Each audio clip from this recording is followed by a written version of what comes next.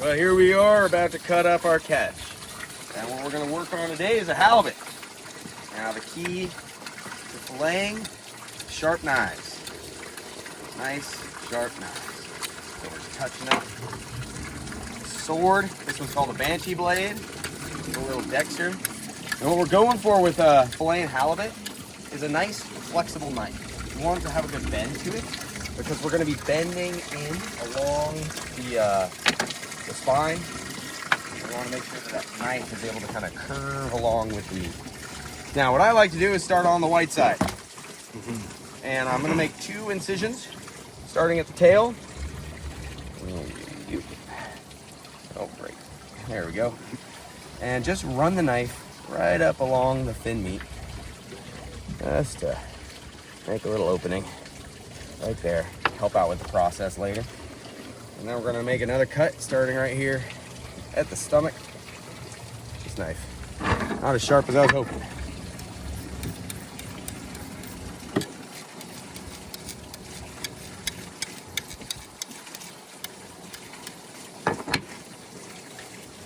There we go. And we're going to run it right up until we get to the tail.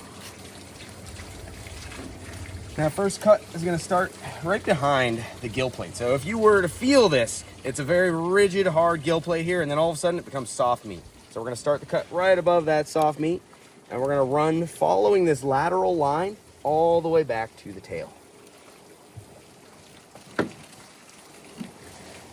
Now, here's where that flexible blade is going to come in handy. We're going to be cutting down to the backbone and then pressing down and actually bending the knife along the spine so that we're actually following along all these bones here and not losing all that good halibut meat.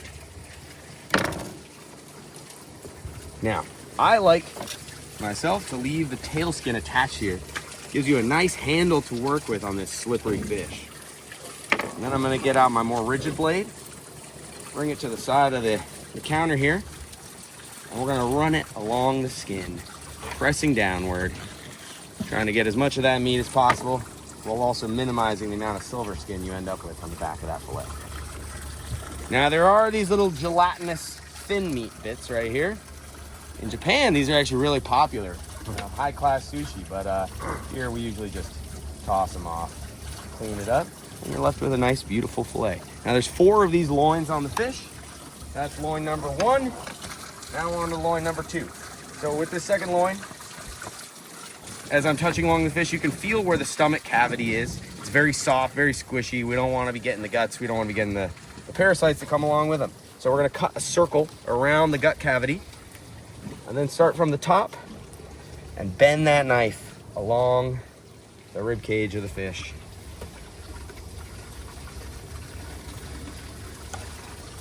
And there we go. Flip it over again, and we're going to remove the skin. Oh, nice fillet right there. So, that's the white side. Now we're going to turn to the dark side. Start our cuts again. What these cuts do is keep the fin from being cut off as you're cutting off the loin. So you get a nice, clean loin each time. And now what's really important is to have nice, clean loins at all times.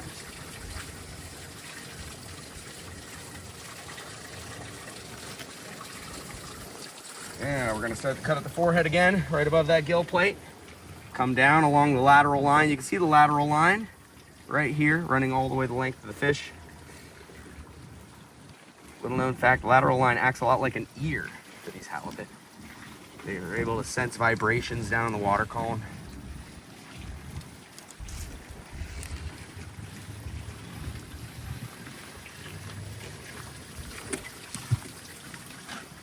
Turn that blade, let it glide, let the cutting edge of the knife do the work.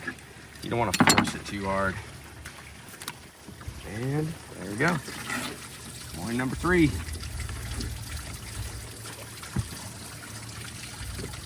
Finding the right amount of pressure to separate the skin from the fillet is definitely an art form.